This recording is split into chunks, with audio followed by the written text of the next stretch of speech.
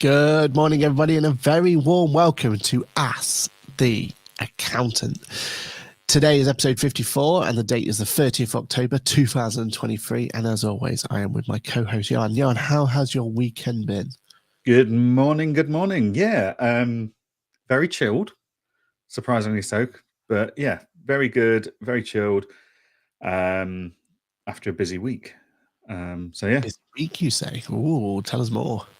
Just lots going on, lots of plate spinning. So Client Engager's got huge updates coming out a week today, I think it is, on the 8th of November. So we're just trying to finalize those. And like last night, so one of the things we're looking at doing is reordering the left-hand menu. And then last night I had a bit of a huge idea for the left-hand menu and how we can change it. As all of a sudden I'm sat there at 10 o'clock at night scribbling out notes on my iPad and drawing and diagrams and crossing out photo like screenshots and stuff. But yeah, just lots going on, lots of different plates spinning as always, and trying to get ready for 2 weeks out of the office. So 2 weeks on holiday as well. And are you still going to be live from your holiday this time next week? That is the plan. Taking all the gear. The wife is exceptionally happy with to let me just podcast twice while we're there. She's less keen on the fact that I don't plan on sleeping on the Monday on the 6th of November because of the awards for the Luca Awards. I want to be awake and finding out what's happening. So I'm expecting live commentary from yourself and Andy. But yes, I will be streaming live from Cyprus. Yeah, and if you do end up winning, I think there's an opportunity for you to come up on the iPad. We'll walk you up there one way or another. And so this is it. This is today's episode 54. We've got some people already in the chat. We've got Louise. Good morning, Louise. Hope you're doing okay. We've got Mayu. Dave, good morning to you. Good morning. Kirsty's here as well. Kirsty's here. Yeah, don't worry about bothering us. That's okay. Gru Mexlilia. But yeah, we'll consider your promotion offer. Maybe. Heather is also here, so good morning to Heather. Paul's here. Good morning, Paul. Merlin's here, and Extreme Begins is here with morning as well. First of all, just an apology from me. As you can see, I'm a little bit bunged up, should we say. I'm 100 times better than I have been over the weekend. I'm still not 100% there, so I do apologise for that one. If you hear some unsightly sniffs coming along, let's put it that way. But yeah, here we go. Kirsty says she loves the idea of you going up via iPad. I think that's definitely a possibility. We'll consider that one. Don't you worry about that, Kirsty. Hang on, does this mean I need to take like a shirt, a jacket, and a dicky bow, just so you've got the top part of me on the iPad? Because I wouldn't want to be live streaming and not at a black tie event, and not be black tie. Exactly. Yeah. It looks like you're gonna have to. Yeah. Unfortunately. There are some novelty ones you can take with you and enjoy while you're there. But yeah, we'll figure that one out for you. First and foremost, what have we got this week? Well, this week we are off to QuickBooks Online, QuickBooks Roadshow Leeds. So we're at Leeds from tomorrow. So if you're in the Leeds area at all, please do come and say hello, or any part of the north. This is, other than Glasgow, this is north as we went, wasn't it, this one? So, yeah, I do recommend anyone who is in that vicinity to come along and say hello. There are top trumps to be had, and also there's going to be opportunity to say hello to us and everything else. You probably want to do a bit of a wider berth for myself, but Johan's always ready to have a chat. But we're looking forward to Aaron in a COVID suit. It's fine. Get the hazmat out. Yeah, exactly. But we're looking forward to Leeds. I mean, we've done Reading. This is Leeds versus Reading. Which one do you think is better? Is it Leeds or Reading before setting foot? I know which one's easier to get to for me. So now I'm not. I think I did a small QuickBooks event in Leeds last year, and it was very good. Really nice venue and stuff. So I'm looking forward to this one again. Yeah. And this is my final one, so it's my sign off on the roadshow, which I've absolutely loved this roadshow. It's been flipping hard work, but it's been amazing. Absolutely incredible to spend that time. Being, it's always an honor to be a panelist or speaker at any of these events. To be invited to all of them, is an absolute privilege. But then there's always the networking on the day. But the time that we've had with the speakers outside of the event, that night before and then breakfast, the conversation quality there has just been sensational. So, huge value from these events, even though I didn't need to go to them all, as it were. But yeah, absolutely loved it. So I'm looking forward to one final brilliant show. And I believe Leeds is meant to be the busiest one yet. The subscriber numbers are huge for it, apparently. It doesn't surprise me. I've been a Leeds connoisseur at the festival for the past, I've not been for a while, but at one point I was there 5 years on the trot. So I've always had a soft spot for Leeds, especially over Reading. Like Leeds versus Reading, it was always going to be Leeds. So I've got this sneaking suspicion that Leeds is going to be some very good numbers. So looking forward to it. And, you'd expect to have the Manchester lot there, all that sort of stuff, just nipping over any of those up from Newcastle and stuff like that. So you'd see the North contingent there, won't you? So I'm looking forward to seeing everyone over these past couple of days. And we know that there's a great lineup as we've had before. So yeah, onwards and upwards. And we also excited for the news that comes through. So we're expecting, well, we already know what the announcements and everything else is going to be, aren't we? But it'd be good for everyone else to see what's going on in the world of QuickBooks, which is always good to see.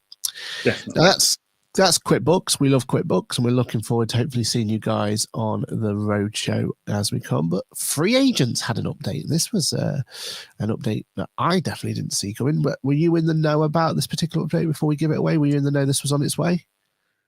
They've been promising to revamp what they had for a while. Okay.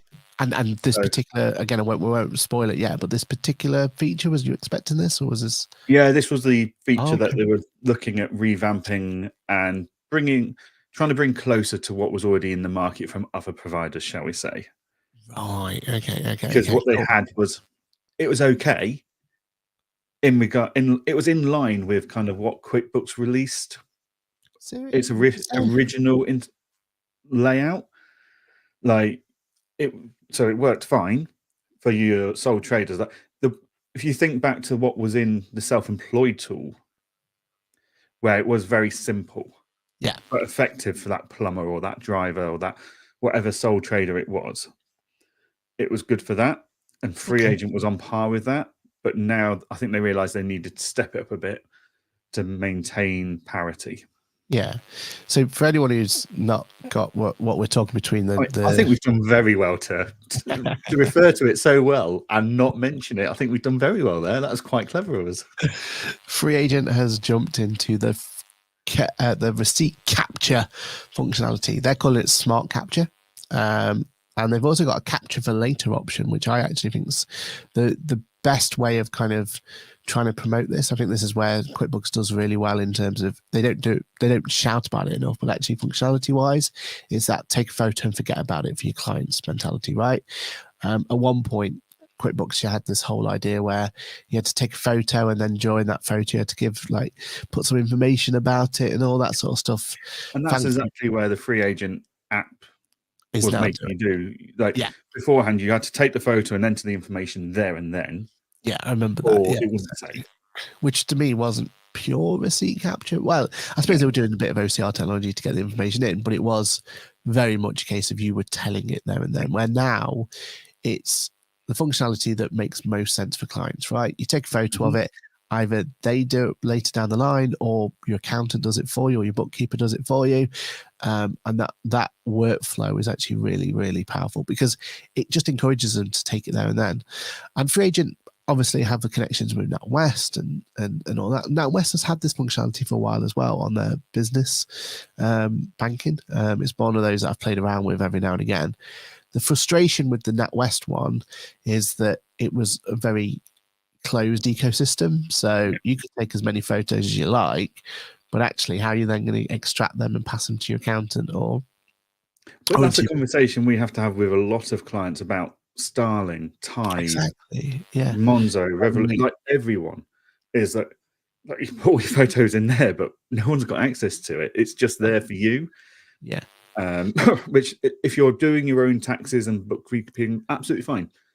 as long as you know where your documents are stored, that's all that matters. But when you're working with a bookkeeper or an accountant, that's not good enough. You need to give them access.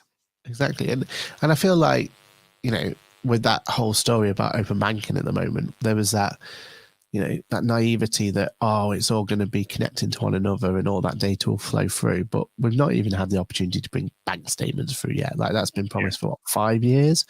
So the idea that there's going to be an API open up at some point and we'll get access to everyone's, receipt capture because they've done it on their app sort of thing is never, it's not going to come into fruition, is it?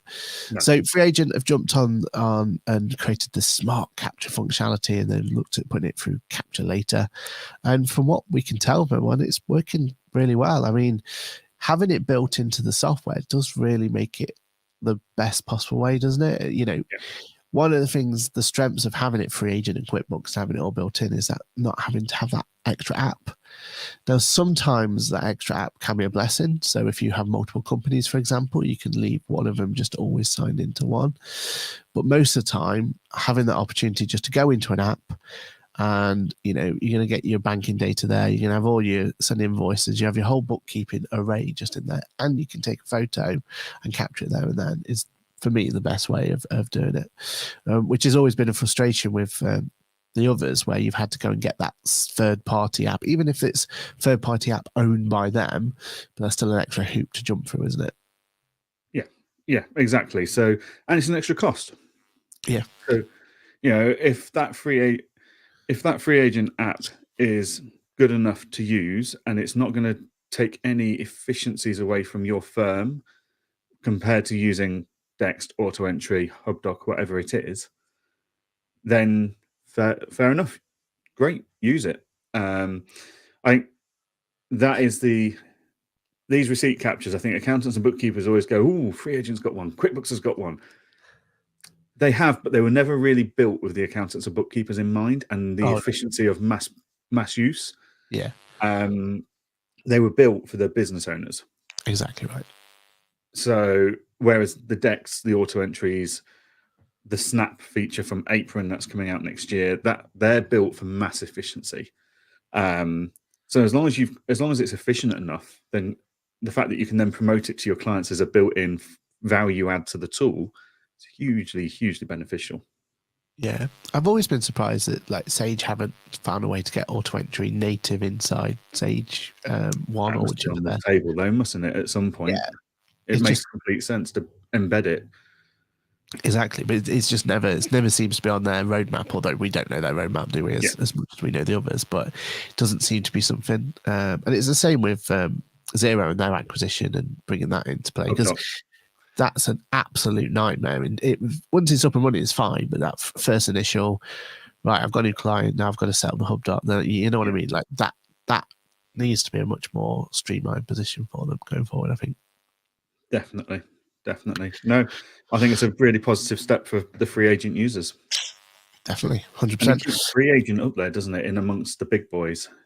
It does. And they've always had like one up anyway, because they are in my mind, they're the most strongest at just, especially for your one-man contractors, they're the strongest overall solution, right? Yeah. Like, they're very much a case of you can only do X, you can only do Z. They hold your hand more than any other solution does. Like, to our frustration as the accountant, right, we get frustrated with it because we're like, I just want to do X, Y, like post a journal or whatever, or clear out drawings or whatever it's going to be, whereas they're very much a case of, well, you're not going to post this until you've, justified that it should be there, it's loan or whatever.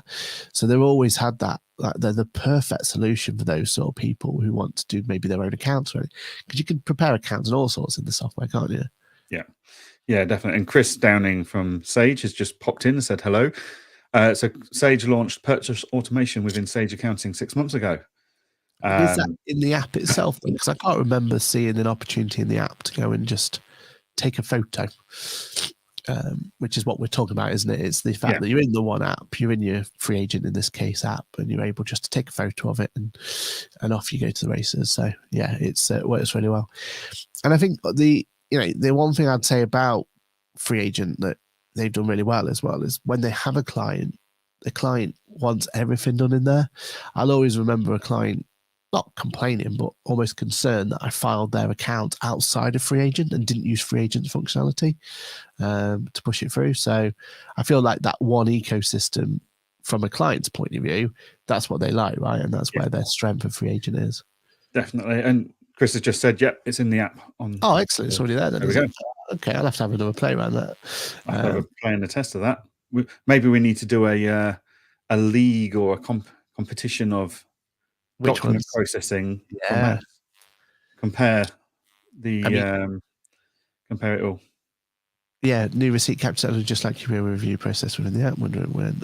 Okay, yeah, and and that league will be quite interesting with Zero's zero functionality option. 0 points for zero. 0 points. Nil point. Yeah, we're definitely going to have to put through from there.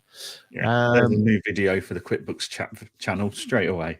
I know, right? Which I tried to do it once before with them all. So yeah, I think now's the time to start it up again. I think you're right. I think we need to see which one works, which one comes out quickest, which one comes out the most accurate, new points, and going through from there. Right. So that's free agent going through. We've already got QuickBooks and Sage being compared. Yep, exactly.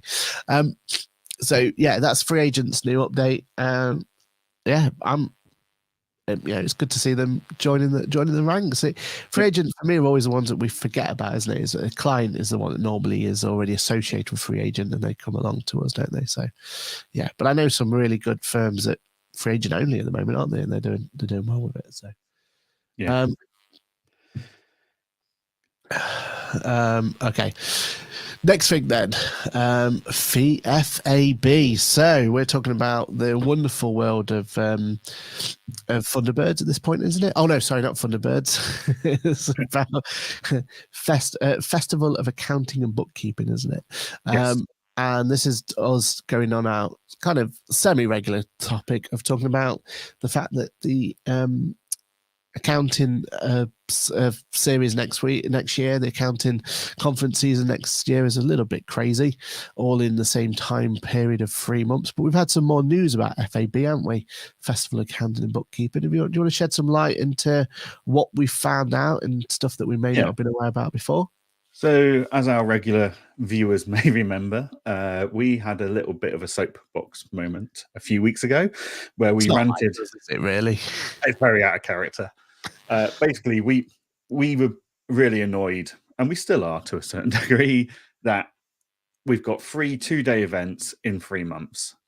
Literally, this weekend, the wife's on about booking, like she's got 2 weeks leave left she wants to use, and she wants to book a holiday for that at the start of next year. And we're trying to find 2 weeks between events is a real challenge, because we've got Fab in March, we've got DAS in April, and we've got Accountex in May. And it's a real headache for us. So we had our soapbox moment, which was not targeted at any particular event. It was very much a case of this isn't in the interest of attendees or vendors overly to have all of these events in one short space of time. People are going to have to make choices. Those that maybe would have attended all 3 events if they're spread across the year may not attend all 3 events now they're so close proximity. Exactly. But to be fair to Fab and the team at Accounting Web who are organising Fab, they reached out to me pretty promptly after that podcast episode. Yeah. And asked if they could have a chat and take us through what's going on with Fab and what the plans are, because they announced it at the Accounting Excellence Awards, and it was just a 1-page website with very little information on it. So we did a reaction piece, as it were, to that 1 page, and questions were asked about why are we calling it a festival and stuff like that. So yeah, they reached out and I had a chat with them last week. It was a good hour-long chat, very positive and very pleasant. But they basically took me through what they're planning on doing. And it sounds like a great event. they're very focused on making sure it's not in London and putting it into Birmingham to service all the accountants in and around like that hub, because Birmingham is a hub that all of Wales trains feed into, East Midlands feeds into, South and North feeds into. It's a great location to put it from a central point of view. And when you look at the demographics of where accounting firms and bookkeeping firms are, there's a huge audience there to be served without having to travel into London. So they're very, very determined to make sure that happens, which is great. The event itself sounds like it's going to be a really good event. The term festival is going to be less about the music and the party atmosphere and more about the layout. So if you think festivals, you think lots of stages. Yeah. Where they're normally like in separate tents or marquees. So you are more isolated and you can hear the audience, the speaker better. And there's going to be a huge push on the quality of the sessions from a audience size point of view. So the audiences for speaking sessions are going to be smaller, so that the audience can have more direct contact with the speaker and ask more questions. And the sessions are going to be more Q&A. They've got to have a Q&A section at the end so that the speakers can actually answer directly the questions. And then they're also organising meet the speaker sessions afterwards. Brilliant. Which I really like, because you and I are the first to sit there and moan about these speakers that turn up 2 minutes before their event, speak, and then disappear without meeting that crowd that have taken their time out of their day to meet and listen to that speaker. Yeah. So the fact that they're organising event space where, right, this speaker has spoken. If you want to meet that speaker, there'll be a speaker session with them at some point in the day. It might not be immediately afterwards because there'll be other speaking sessions to happen. The speaker needs a break to, just go, done that event, done that speaking session. Now I'll go and answer questions. But yeah, it sounds very good. Accessibility and inclusivity is huge on their radar. Making sure lighting, sound, etc., is all good. But they're also looking at the mental health and the well-being side of things. So a lot of people that go to these big events go, it's overwhelming for the senses. It's a bombardment of noise on the senses, or the lighting's not very good, or the space available to move around isn't great, and you're always bumping into people, and it puts people off. And that's a huge focus of theirs, which is really good to hear. So yeah, it's going to be, if they manage to pull it off, which I think they will, they do run a good event. It's just, I think our only objection to any of these events at the moment is the fact that it's 3 2-day events in 3 months. It's certainly my wife's objection right now, because we're struggling to find a holiday to book in between. But yes, it sounds like a fantastic event is going to happen. As attendees, we are still going to have to choose. Do we go to all 3, which are going to be very different? Like, Accountex is going to be about mass numbers of people, mass numbers of suppliers. The opportunities with those being there is going to be huge. DAS is all about the technology and leading insights from thought leaders. They're bringing people over from America, Australia to speak, which is great because other events don't always bring those people over. And they want exclusivity there, don't they? That's what they want. Complete exclusivity. Yeah. And then we've got Fab, who are putting into a different location for accessibility.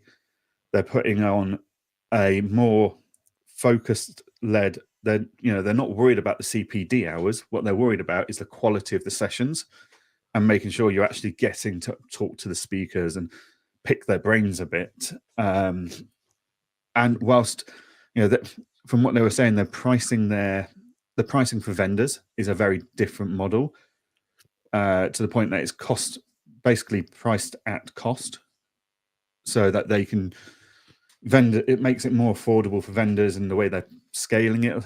I've not looked into the detail of that yet, but they're very keen to reshape how the vendors are priced and work with them versus other events. So yeah, I think whichever ones you go to, we are going to have 3 fantastic events. Yeah, without a doubt. And it's which one, you're going to need to look at the speaker lineups. You need to look at the atmosphere and the event style. Do you want to go to a conference where it feels like you've been to Ibiza? Do you want to be going to a conference where you're going to see thousands of suppliers and potentially network with thousands of people? Or do you want to go to an event where it's going to be more quality of speaker time, one-to-one time between the audience and the speaker, etc.? It's just a shame still that we've got to make that choice if we're tight on time. Because I know I'd love to attend all 3. Based on what the wife's saying, I'm going to be attending 2. Which is, like you said, is a massive shame, isn't it? All the amount of work, and especially when one of them's going for exclusivity, so that they want to have a completely different event to the rest. It's going to be difficult to say no to that, right? I completely agree. Like, the location wise, Birmingham's perfect for certain people. NEC, the train goes to the front door. You could not get it any more convenient for public transport. I don't know, it's a long way out, but that's the reason HS2 is going there, right? Like, that's how significant it is. There's an airport there. There's, connection wise, you couldn't ask for anything more.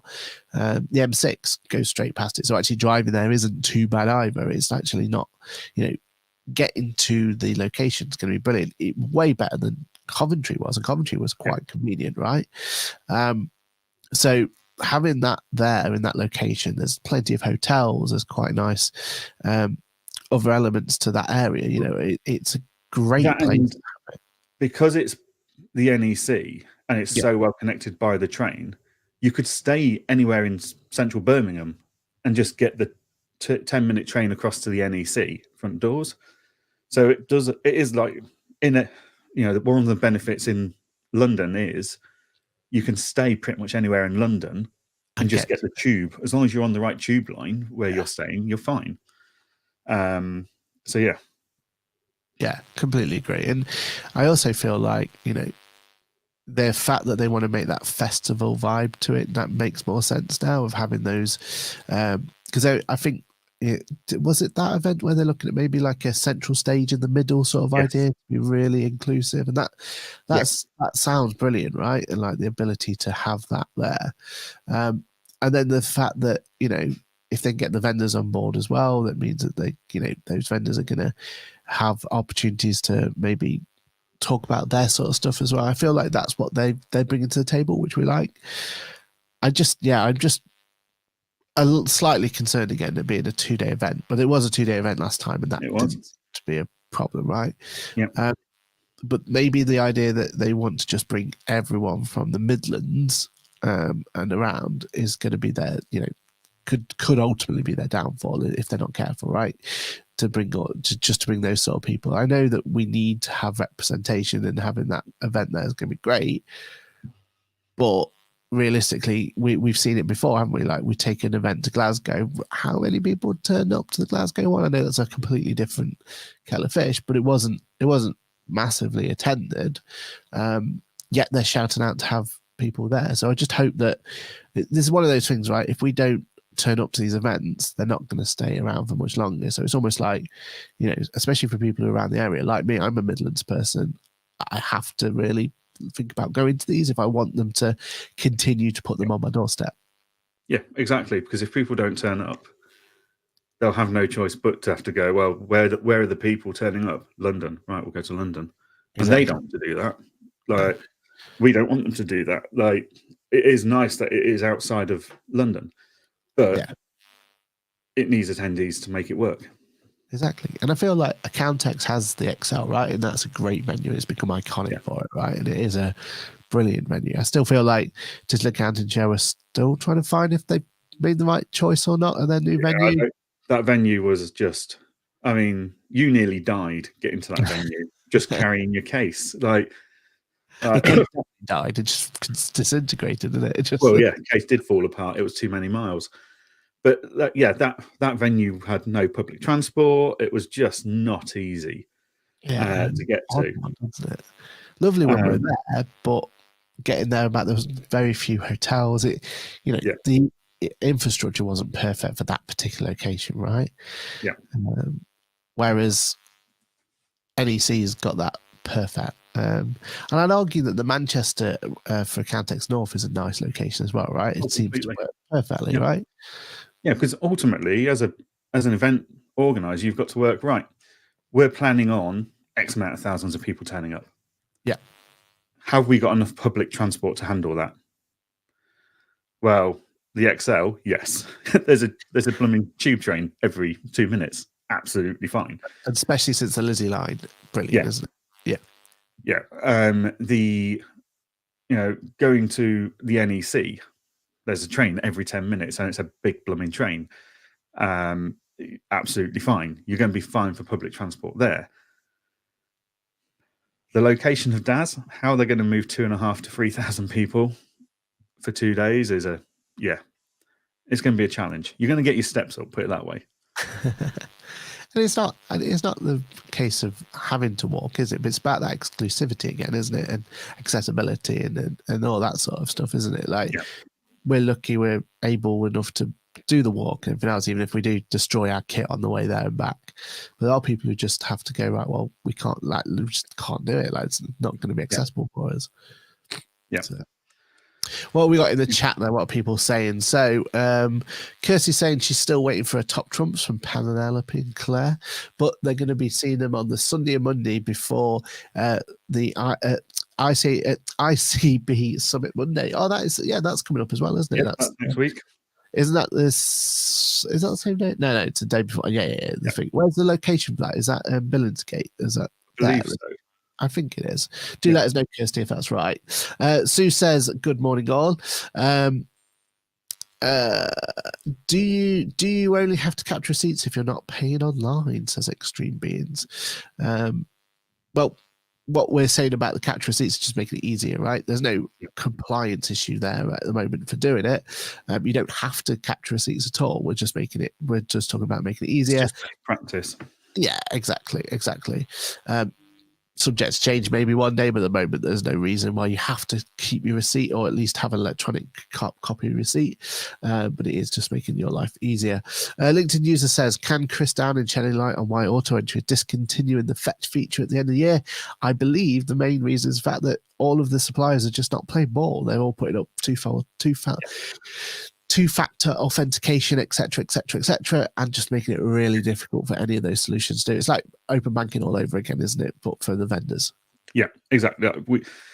Fetch worked amazingly well on Dext, auto entry, etc., for a long time, and now we can't log in anything without two-factor authentication. Yeah.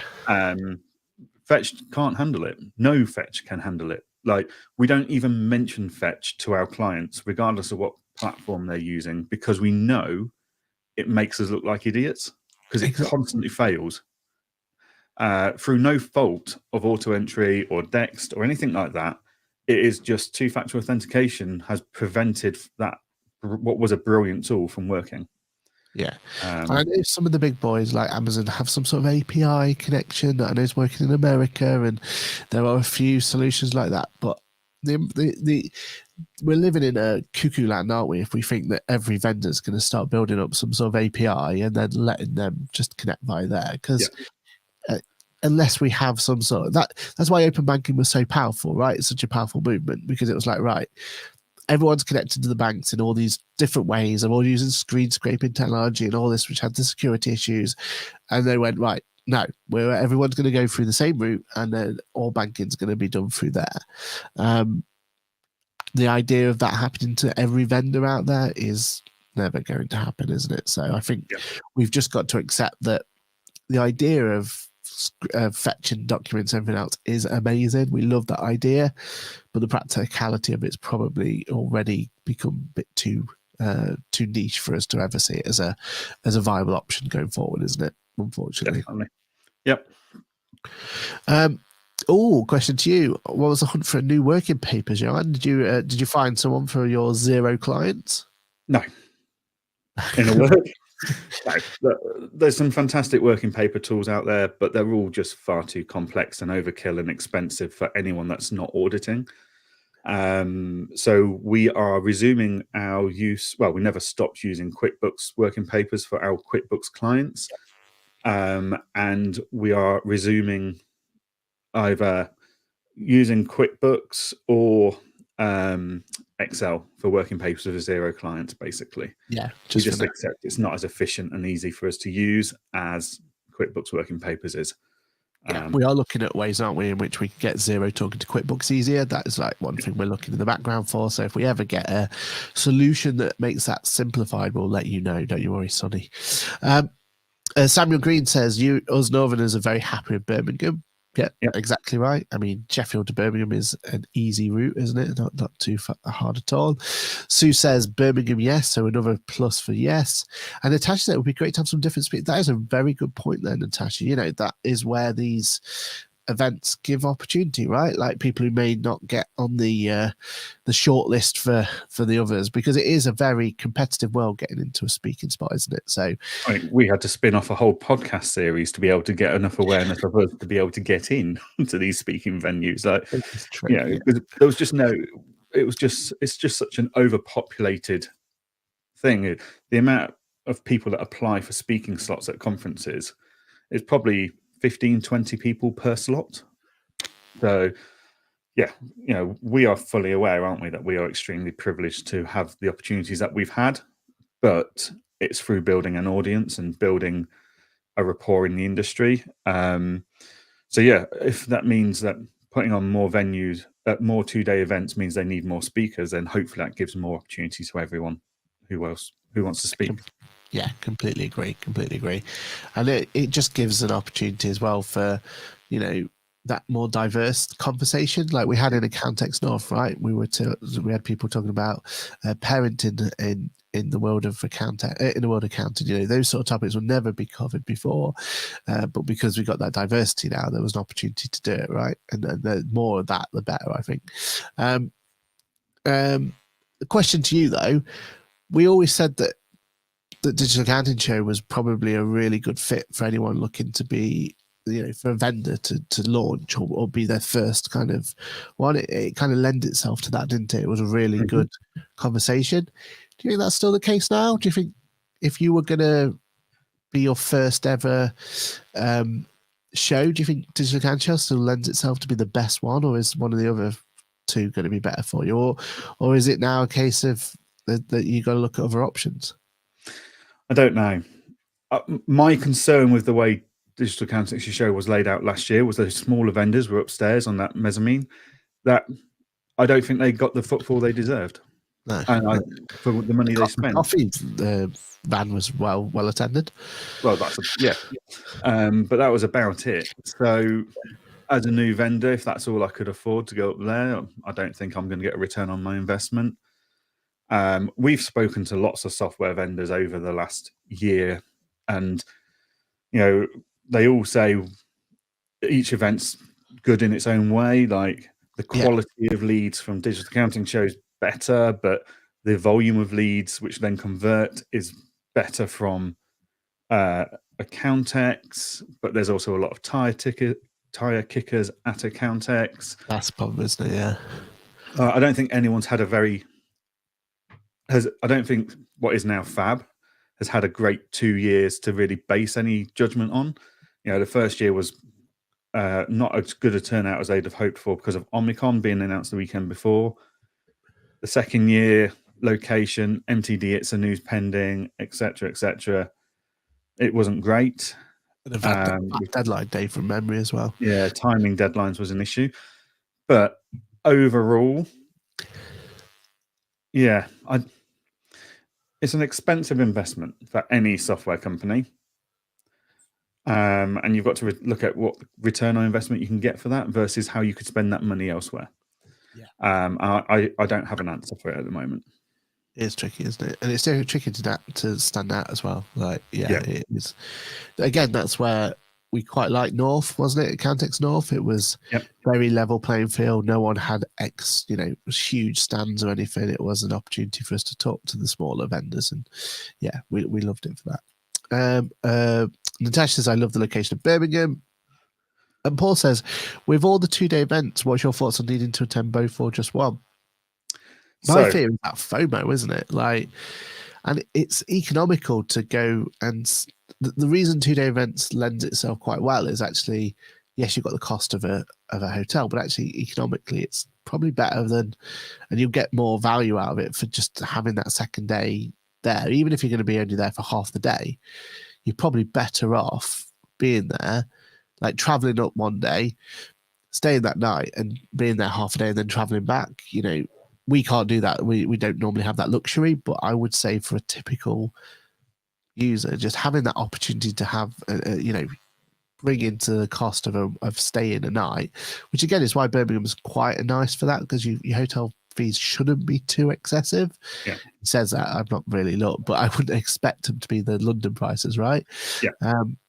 So you would have thought it's more economical doing it that way. Again, even if you only do half the day the next day, I would have imagined it's the best way. What do you think? I think for me, I have to travel so far from Edinburgh that it just makes sense to do the 2 days. I mean, technically for a 2-day event, it's a 4-day trip for me, because I come down the day before, do my 2 days worth of events, and I go back the day after. Yeah. It's only doing this QuickBooks Roadshow that I've ever dared to travel back the same night. And so far, touch wood, it's not gone wrong. And it's just traveling there the day before that's gone wrong. But it makes for a very long day to come home on that day. And the event organizers aren't making it easy, because they are giving us 2 very different speaking lineups on both days. So you need to assess, if you only want to go for 1 day, you need to assess which day's got the better speaking lineup for you. Now, normally when I go to these 2-day events, you can pretty much guarantee day 1 is mental. Day 2 is a half of the attendance. So if you're going for speakers, look at which speakers are on which days and which ones suit you, which one's got more of the speakers you want to listen to. If you're just going to go and meet vendors, go on day 2, because there's less people normally, which means that you can get better time and quality conversations with those vendors. Yeah. Whereas on day 1, it's just a swag. Yeah, exactly. So yeah, it for me, because I'm traveling so far, it justify it. 2 days, a 2-day event makes more sense, because it justifies a long trip. Like if I'm traveling 4 hours down to London and 4 hours back from London for a 8-hour 1-day event, that return on time investment isn't great. But if it's now a 2-day event with networking in the evenings, all of a sudden, actually, the value of that is more palatable for me. But it's each to their own. Yeah. I don't have kids. I've got a dog, which my parents-in-law absolutely love looking after. I've got a very tolerant wife. So going away for a couple of days is easy. It's an easy choice for me. People that have got families, caring that they need to care for, whether that's kids or parents or whatever it is a bigger choice for them. So yeah, 2-day events are in theory great, but I would make sure you're checking out the speaker lineups. If you've only got time to attend 1 day, make sure you check out the speaker lineups to work out which day is going to be better suited for you and your objectives. Yeah, completely. Yeah. I don't think there's any argument really for the 2-day event, other than the fact that I suppose the venue does make a big difference. I feel like NEC lends itself to a 2-day event. The Excel lends itself to a 2-day. Unfortunately, we come back to the fact that does the location in for Digital Accounting Show, does that lend itself to a 2-day event? I mean, if you're not willing to walk from Battersea Power Station for 20 odd minutes through the park, and you want to get an Uber, then it makes your costs even more, doesn't it? Because all of a sudden you're Ubering 2 more times. I feel like that lends itself to more of a you pick which day you go. Yes. as opposed to you're going to go to both. Yeah. Which is unfortunate, but I feel like that's what happened with that location, right? That's what comes through. Kirsty says it's Park Plaza. I do apologise. It wasn't. Why did I feel it was Billingsgate? Is that Zero Con this year? I think they're back now. Yeah, I don't know. Someone's at Billingsgate, so I apologise. But Park Plaza Hotel tickets are still available. Get yourself there. But it's not the same night as Lucas, is it? It's a different night, isn't it, for that one? So Lucas is on the Sunday, on the 6th of November. So the week after, basically, isn't it? Pretty much. Yeah. I don't know. I can't remember. Let's rather than say anything, let's just not get ourselves into trouble, Aaron. False advertising an event. Christ. Chris agrees with the fetch issues. Suppliers simply making it possible to factor in poor customer experience. Exactly right. Tickets for ICB still available. There we are. We've got a link for you, so get yourself in there. To make sure we've got that right. And Nick says, it's amazing how often vendor the best conversation opportunity of the 2-day event happens at 4:45 on day 2 when you had time to assess their options. That is very true, isn't it? Like not only is it the best time to have those conversations, but also like it means that it's quieter, so you feel like you've got an opportunity to have those conversations when you could turn up to some of the more popular vendors and there could be queues of people wanting to talk to them. So yeah, that is a good point. You do have those opportunities to have those later ones. Just hopefully they're not packing away as we've had in the past, haven't we? Yes. Ready to jump on the next train sort of thing. Jan, have you got your celebration sound ready to go? Because I feel like the next topic we need to do our celebration sound. Are you ready? Hang on. Which one's the floor one? Right, go for it. 3, 2, 1.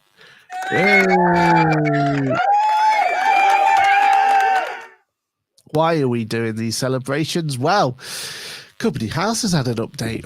Who would have guessed? Like, I mean, when was the last time we got to see Company's House having an API update? But no, they've done it. They have given the opportunity for vendors to be able to go and finally submit amended accounts via an electronic method using APIs. So for anyone who wasn't in the know, if you ever needed to amend accounts, currently the only opportunity, or prior to this update, was to send them in paper with a wet signature. It was just, a pain going through everybody's heads. But TaxCalc's jumped straight. It wasn't even that though, was it? Let's be honest. The headache was that they were then assessed by a human being. Who was the biggest job's worth you've ever come across in your life? Like, you've put a hyphen here and there's not a hyphen on the register. Or in our practice, signature's on the wrong page because it's printed over 2 pages. But the problem we had is in our practice, we have like access to one printer in our whole team. Like the idea of having to send anything by paper was a nightmare for us. Like having to send it to, as a remote practice, it was an absolute tricky situation when it came through. But the API is active and TaxCalc were jumping straight onto the bandwagon, weren't they? Which is great to see.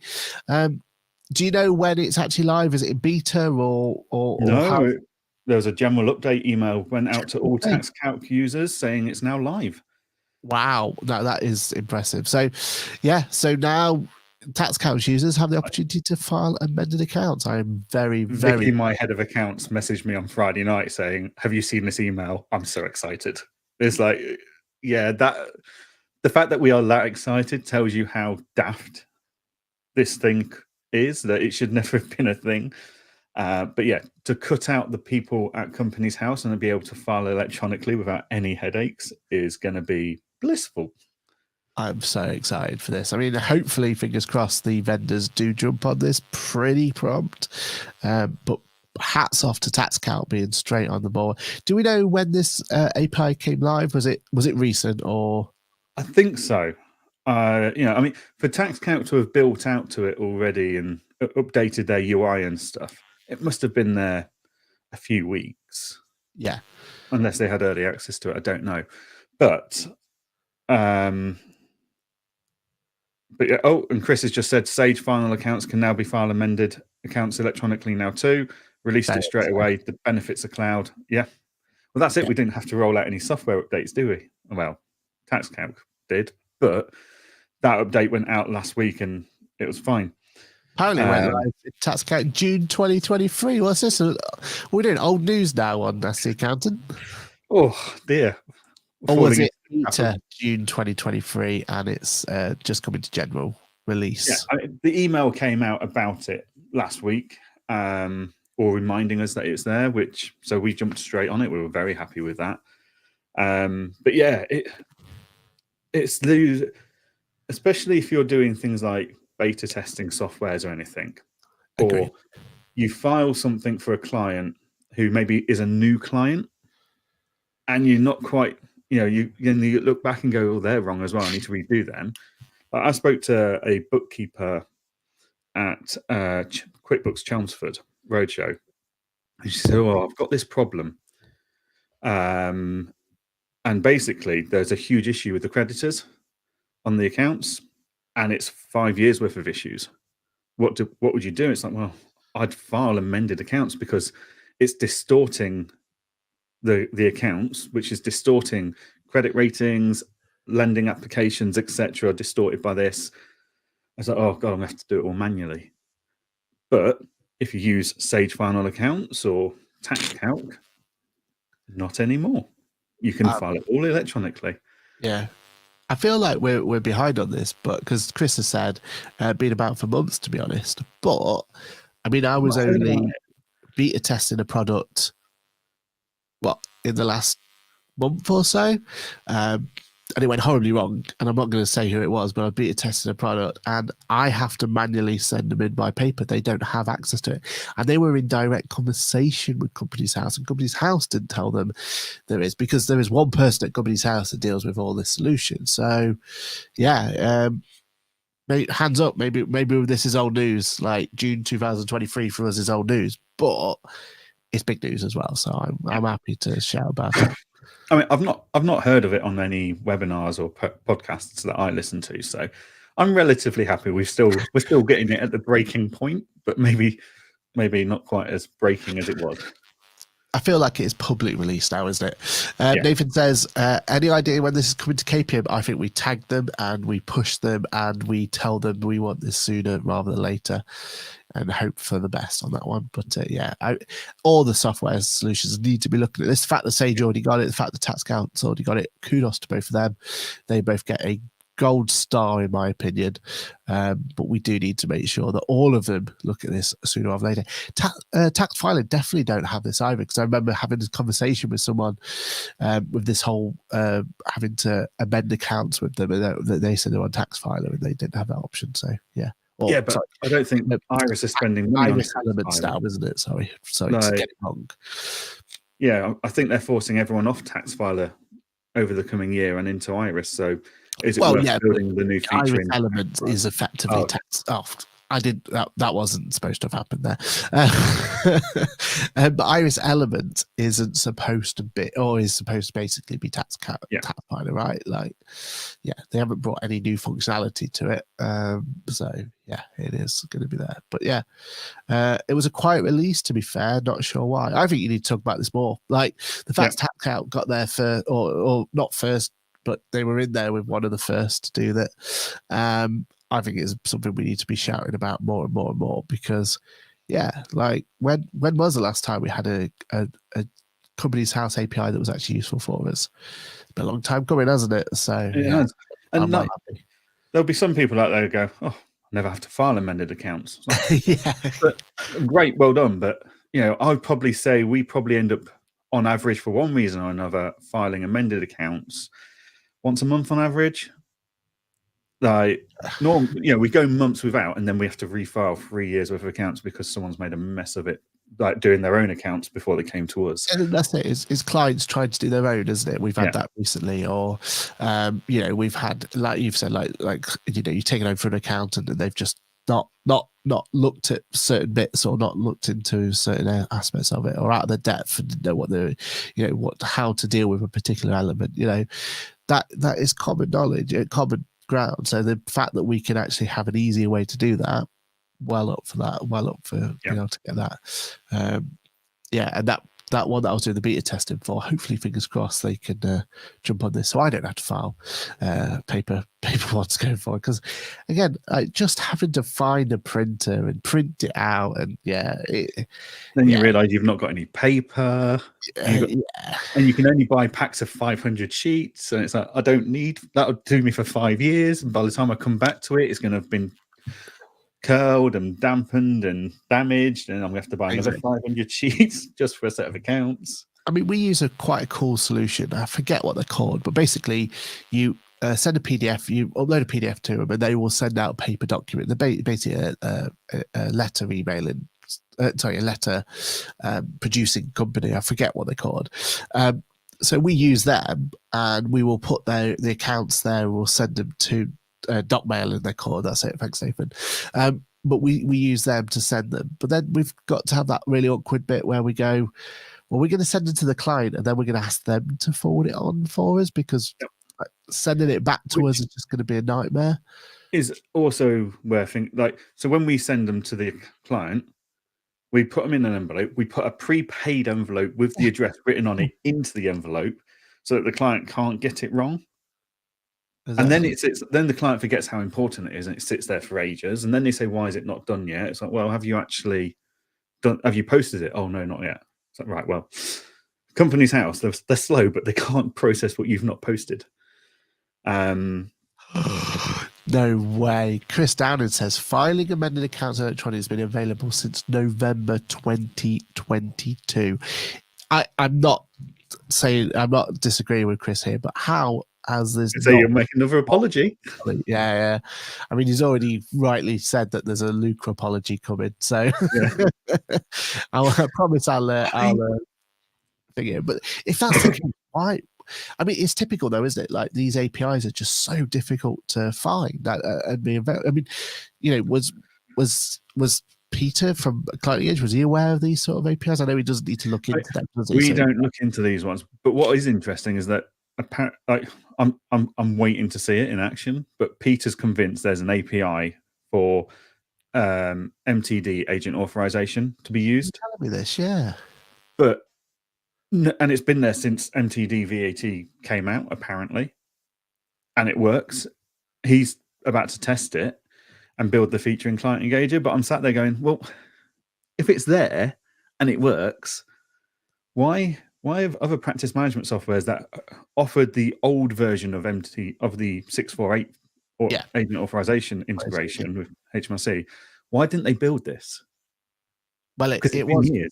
Coming soon on the old one I was using. I mean, it's been coming soon for 5 years now, but it was coming soon. So TM, I think. I think there's a lot of releases happen to these APIs, and a lot of functionality people don't realize, and they don't make a big song and dance about it unless you're monitoring it and you see the update notes and you go, oh, hang on a minute.